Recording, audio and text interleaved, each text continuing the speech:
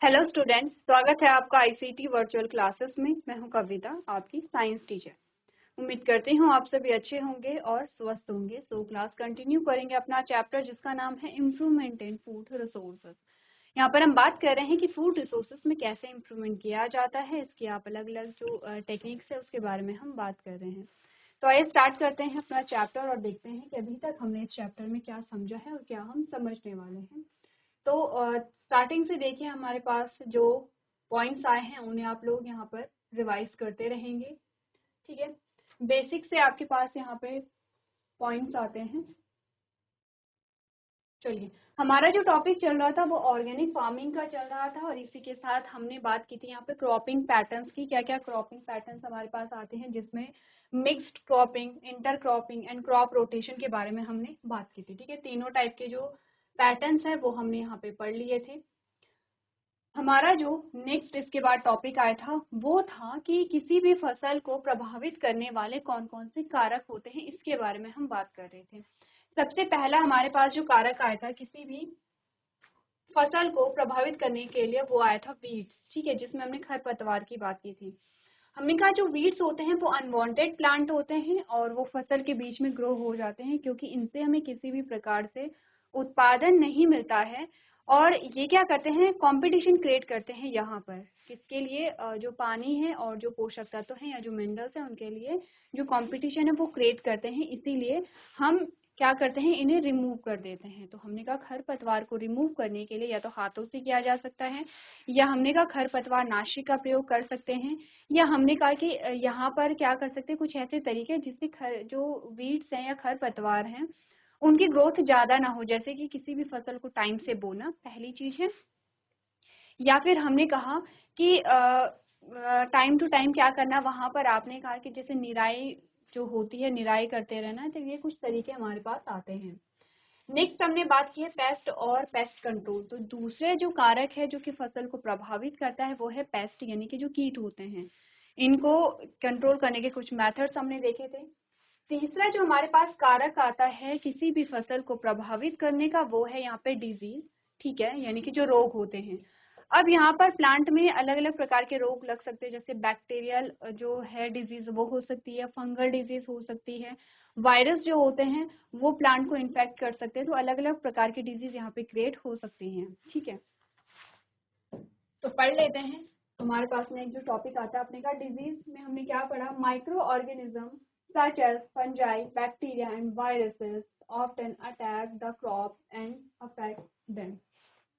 अब ध्यान रखिए, माइक्रो ऑर्गेनिज्म में आपके फंजाई और बैक्टीरिया तो आ जाता है, लेकिन वायरस माइक्रो ऑर्गेनिज्म नहीं होगा। ठीक है, ये क्योंकि ऑर्गेनिज्म है ही नहीं, ये लिविंग नहीं है। हमने कहा माइक्रो ऑर्गेनिज्म में सिर्फ आपके फंजाई या कवक आते हैं, बैक्टीरिया या जीवाणु आते हैं। वायरस या फिर विषाणु नहीं होंगे, क्योंकि विषाणु जो है या वायरस जो है वो लिविंग और नॉन लिविंग की बीच की क्या है, यहाँ पे कड़ी होती है। ठीक है, आगे बढ़ते हैं। आपने कहा दीज पैथोजन कैन बी। अब पैथोजन का मतलब क्या होगा, आपने कहा पैथोजन को हम कहते हैं रोगजनक।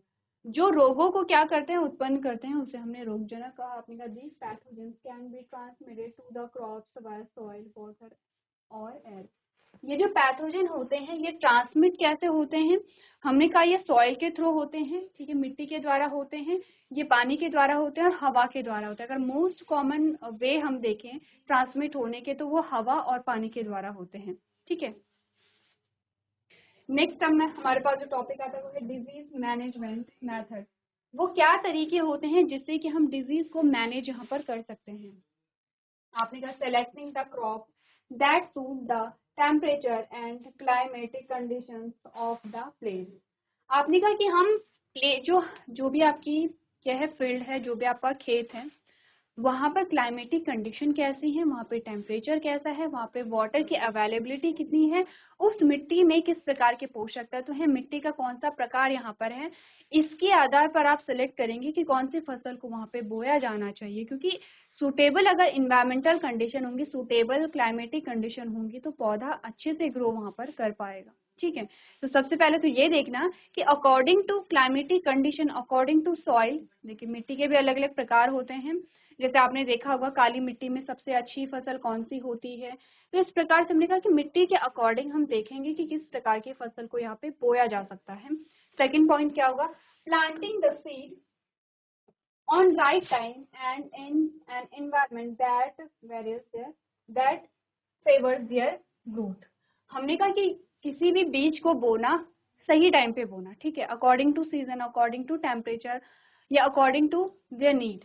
हमने कहा कि सही टाइम पे फसल को बोना, ना बहुत जल्दी आप फसल को बोएंगे ना बहुत देर में आप फसल को बोएंगे, सही टाइम पे बोना और यहाँ पर राइट टाइम में एंड ऐसे इन्वायरमेंट में जो कि इनकी ग्रोथ को फेवर करे। जैसे कि हम एग्जाम्पल फिर से वही लेंगे, हमने कहा कि अभी क्या है, गेहूं की फसल हो रही है, ठीक है, गेहूं की फसल को बोया गया है और गेहूं की फसल हो रही है, विंटर का जो सीजन होता है।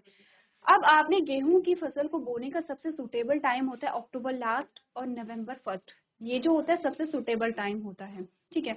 हमने कहा कि यहाँ पर क्या है, एक ऐसा इन्वायरमेंट है जो कि इनकी ग्रोथ को क्या करेगा, फेवर करेगा।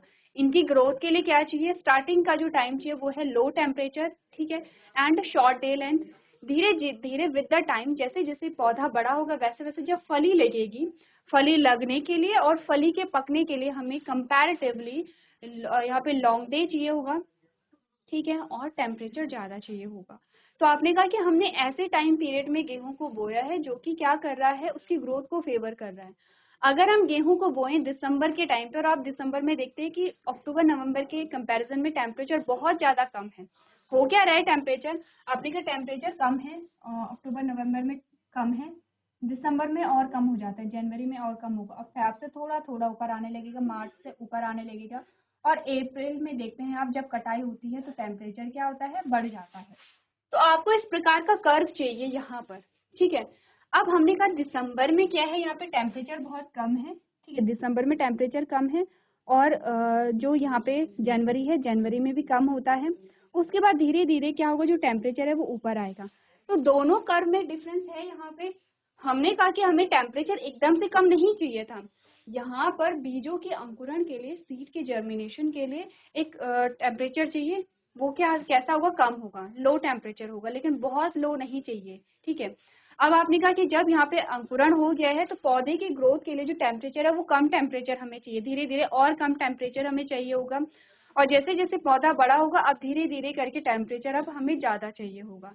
लेकिन यहाँ पर अगर आप दिसंबर या जनवरी में पौधे को बोते हैं तो आपने कहा ठीक है एक बारी के लिए जर्मिनेशन हो जाएगा, ठीक है, जो गेहूं के बीज हैं उनमें अंकुरण हो जाएगा, वहां पे पौध बन जाएगी।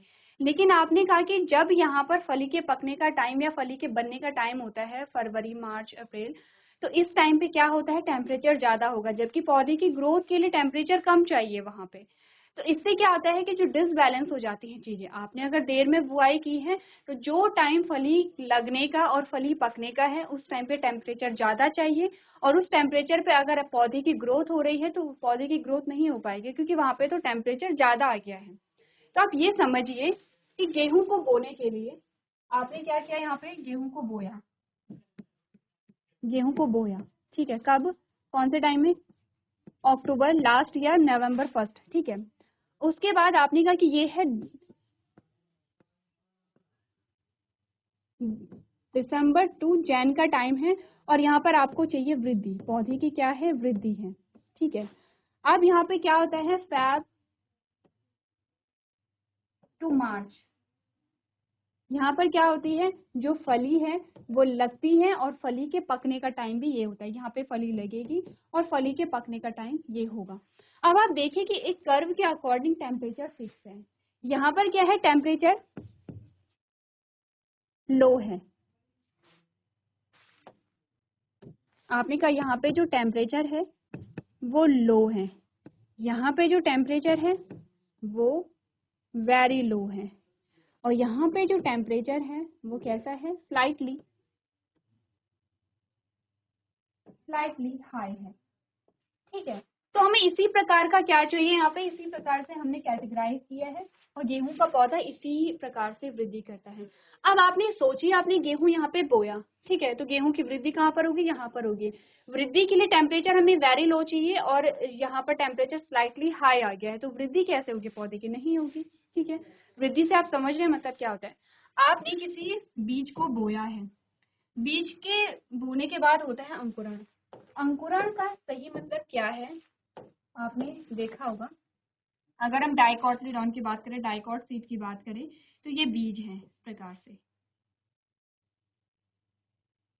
जब बीज में अंकुरण होता है तो बीज के जो दो पार्ट होते हैं उसके बीचों बीच से इस प्रकार से ग्रोथ होने लगती है, ऊपर की ओर भी और नीचे की ओर भी। ठीक है, अब ये ग्रोथ और बड़ी होगी तो आप देखते हैं कि जब ये ग्रोथ ऊपर की ओर होती है तो आप देखते हैं कि यहाँ पर क्या हो गया है, अंकुरण हो गया है।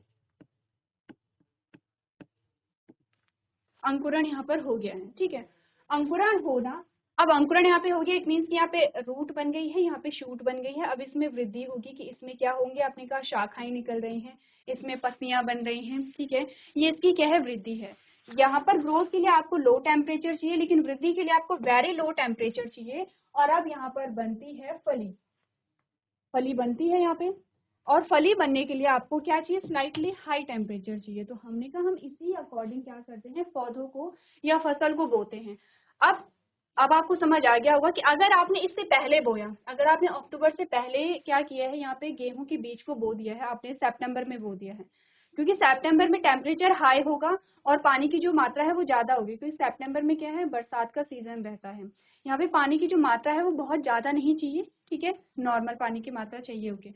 अगर आपने पहले बो दिया है, आपने कहा अंकुरण में क्या होगी, यहाँ पे प्रॉब्लम आएगी। अगर आपने लेट में बोया है तो आपने कहा फली लगने में आपको प्रॉब्लम आएगी। ठीक है, इसीलिए हमारे इस सेंटेंस का मतलब क्या है कि आपको राइट टाइम पे क्या करना है, सीड को या फसल को बोना है, जिससे कि सही टाइम पे क्या हो, यहाँ पे पौधे में अंकुरण हो, उसमें वृद्धि हो और उसमें सही टाइम पे फली लगे। दूसरा हमने कहा कि हम क्या करेंगे, यहाँ पर अकॉर्डिंग टू प्लेस या अकॉर्डिंग टू सॉइल, यहाँ पर हम क्या करेंगे, जो पौधे हैं उस प्रकार के फसल को, उस प्रकार के पौधों को हम यहाँ पे बोएंगे। नेक्स्ट हमने कहा using herbicides such as decamp and glufosinate, ammonium and fertilizers such as ammonium nitrate and potassium sulfate हम इन्हें यूज कर सकते हैं, जो कि क्या करेंगे, यहाँ पे जो हर्बिसाइड होते हैं, ये कि अनवांटेड जो प्लांट होंगे उन्हें क्या करेंगे, यहाँ पे किल करेंगे। Using crop rotation method and mixed cropping हम क्या कर सकते हैं, डिजीज से यहाँ पे छुटकारा पा सकते हैं, क्योंकि क्रॉपिंग मेथड में चाहे हम क्रॉप रोटेशन की बात करें या हम मिक्स क्रॉपिंग की बात करें, अगर क्रॉप रोटेशन की बात करें तो चेन को तोड़ेगा, डिजीज अगर लगी हुई है एक चेन को तोड़ेगा। मिक्स क्रॉपिंग में हमने कहा कि हमें कोई तो प्रोडक्ट वहाँ पे मिल जाएगा। तो क्या हमने बात की है, यहाँ पे डिजीज के लिए हमने क्या देखा, हमने कहा कवक, बैक्टीरिया और वायरस जैसे सूक्ष्म जीव। ध्यान रखिए, ये सूक्ष्म जीव नहीं है, मैं आपको बार बार कह रही हूँ, ये सूक्ष्म जीव नहीं है। ठीक है, सूक्ष्म है पर जीव नहीं है। हमने कहा कवक, बैक्टीरिया जैसे सूक्ष्म जीव या फिर वायरस फसलों पर हमला कर देते हैं और उन्हें प्रभावित करते हैं। ये रोगजनक मिट्टी या पानी या हवा के माध्यम से फसलों में फैल सकते हैं। अब रोग प्रबंधन के क्या तरीके होंगे, आपने कहा उस फसल का चयन करना जो उस स्थान के तापमान और जलवायु परिस्थितियों के अनुकूल हो।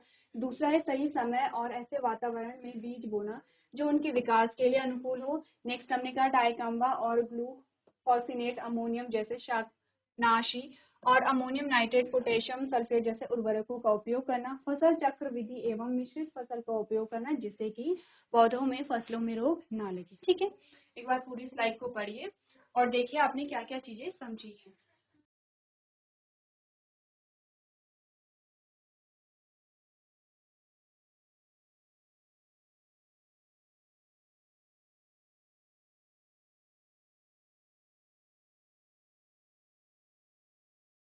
चलिए आगे बढ़ते हैं और नेक्स्ट जो टॉपिक हमारे पास आता है वो है स्टोरेज।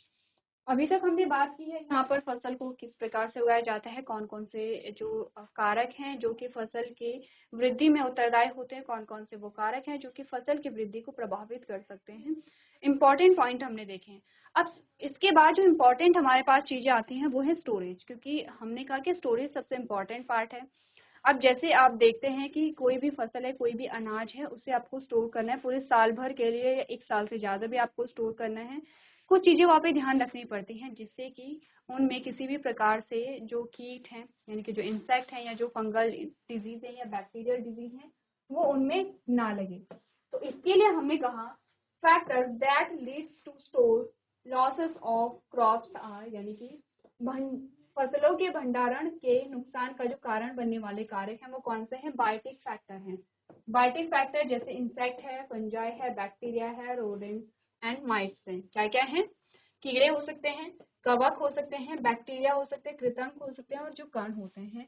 तो जैविक कारक जो है वो भी क्या कर सकते हैं? फसल को खराब कर सकते हैं। दूसरे आते हैं एबायोटिक फैक्टर, जैसे कि like excessive temperature and moisture. आपने कहा अत्यधिक तापमान और जो नमी है वो भी क्या कर सकते हैं? जो फसल है उसे खराब कर सकते हैं। ये आते हैं अजैविक या एबायोटिक फैक्टर के अंदर। How to prevent storage loss, यानी कि भंडारण हानि को कैसे हम रोकें? तो सबसे पहले हमने कहा maintaining the storage house properly, जो भंडार गृह हैं उनके उचित रख रखाव करना, ठीक है। Cleaning the grains properly before storage, भंडारण से पहले अनाज को अच्छी तरह से साफ करना और उन्हें सुखाना। Drying the grains properly before storage in sunlight as well as in the shade. आपने कहा भंडारण से पहले अनाज को धूप के साथ साथ छाया में भी अच्छी तरीके से सुखाना, जिससे कि उनमें कोई किसी भी प्रकार का मॉइस्चर ना बचे, ठीक है। बेसिक से पॉइंट्स हैं। अब बात करते हैं यहाँ पर एनिमल हस्बेंड्री की। अब आप ध्यान देखिए, जब हमने चैप्टर स्टार्ट किया था, क्योंकि चैप्टर का नाम है इम्प्रूवमेंट इन फूड रिसोर्सेज, ठीक है, और जब हमने फूड सोर्सेज की बात की थी तो हमने दो चीजों की बात की थी, एक है प्लांट और दूसरा है एनिमल, ठीक है। हमने दो चीजों की बात की थी,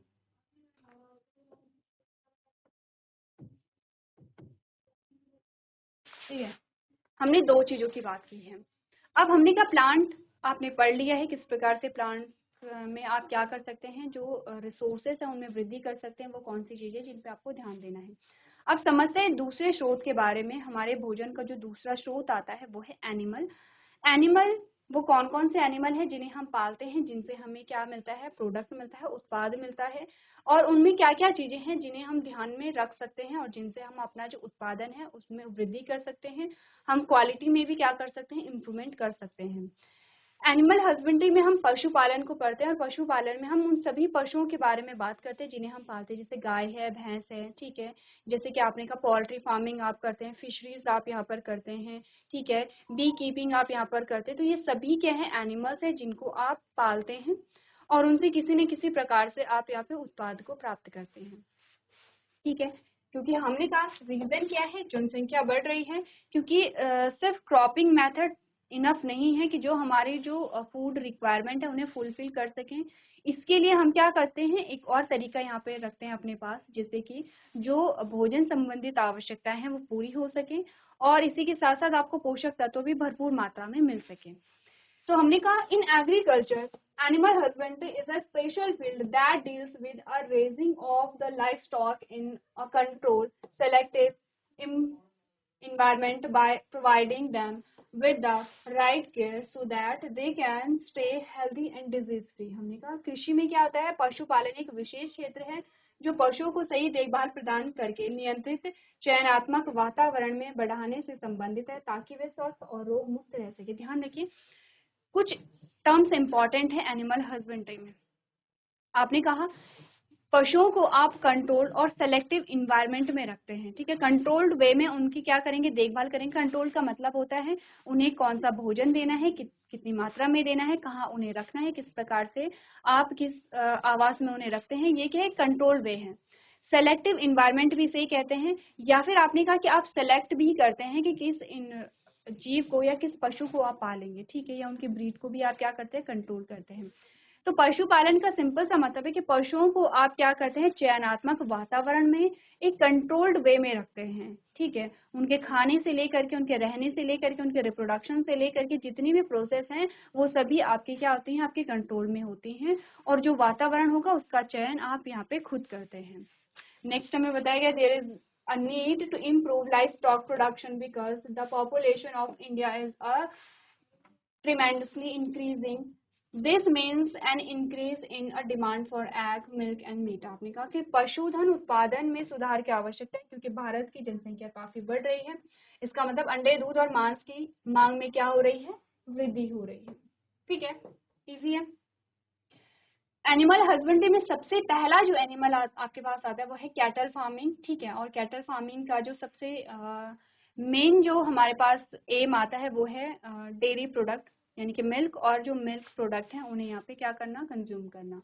आपने कहा cattle are use for 2 reason.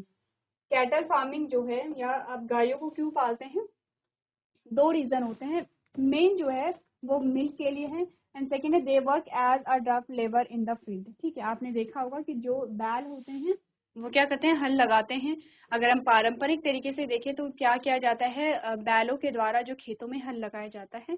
2 main reason होते हैं। आज की डेट में हमारा जो प्राइमरी रीजन है वो ये वाला है, ठीक है। नेक्स्ट हमने कहा मिल्क एनिमल, आपने कहा animals that provide milk are called milk animals, and draft animals animals that work in the field for irrigation, carting and tilling are called draft animal. Clear है, 2 प्रकार के एनिमल होते हैं, यानी कि यहाँ पर हम गाय को पालेंगे, यहाँ पर हम क्या करते हैं, बैलों का पालन करते हैं। आगे बढ़ते हैं, आपने कि can we increase milk production in cattle, क्या हम कैटल में मिल्क प्रोडक्शन कर सकते हैं। तो एक तो सबसे सिंपल वे होता है कि आप क्या करें, जो गाय है उन्हें उसे पोषक तत्वों से भरपूर चारा खिलाएं, ठीक है। एक तो ये तरीका हो सकता है, लेकिन इससे बहुत ज़्यादा इम्प्रूवमेंट नहीं होगा। जितनी गाय की कैपेसिटी होगी, जितनी गाय दूध देती होगी, उसमें थोड़ा बहुत ही इम्प्रूवमेंट होगा। दूसरा तरीका हो सकता है, यहाँ पर आपने कहा आप क्या कर सके, यहाँ पे जो ब्रीडिंग प्रोसेस है यहाँ पे, ठीक है, वो क्या करें, सेलेक्टिव ब्रीडिंग अगर आप करते हैं तो यहाँ पे इम्प्रूवमेंट हो सकता है। जैसे कि देसी और जर्सी गाय, आपने देखा होगा आजकल की जो जर्सी गाय है उनका चलन ज्यादा है, क्योंकि उनकी जो दूध उत्पादन क्षमता है वो अधिक होती है।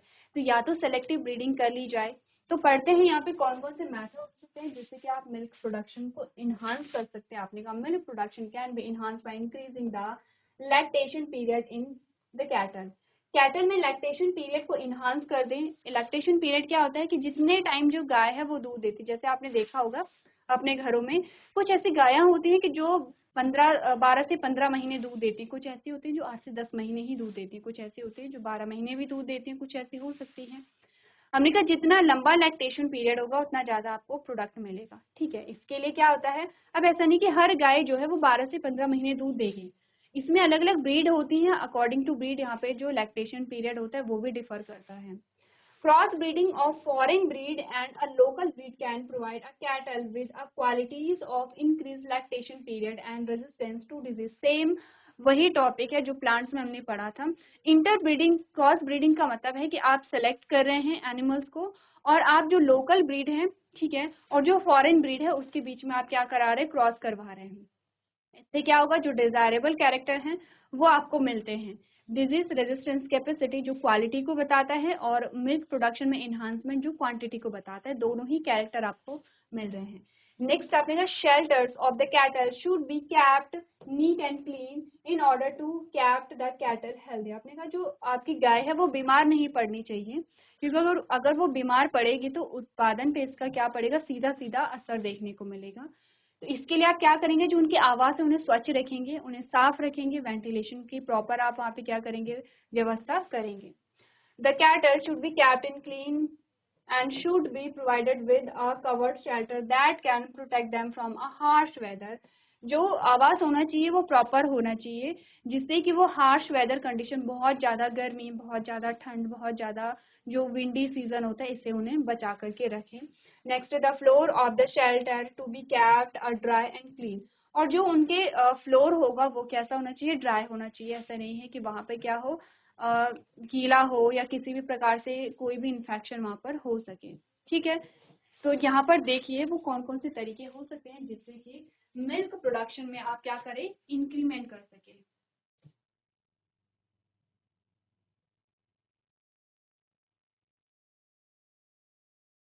चलिए नेक्स्ट हमारे पास जो आता है टॉपिक, क्या क्या चीजें हमने पढ़ी हैं। हमने कहा क्या हम मवेशियों में दूध का उत्पादन बढ़ा सके, तो आपने कहा पशु में स्तनपान की अवधि, पशु में स्तनपान की अवधि बढ़ाकर दूध उत्पादन बढ़ाया जा सकता है, या विदेशी नस्लों और स्थानीय नस्लों की क्रॉस ब्रीडिंग मवेशियों को बड़ी हुई स्तनपान अवधि और रोगों के प्रति प्रतिरोधक क्षमता प्रदान कर सकता है। मवेशियों को स्वस्थ रखने के लिए मवेशियों के आश्रय स्थलों को साफ सुथरा रखा जाना चाहिए।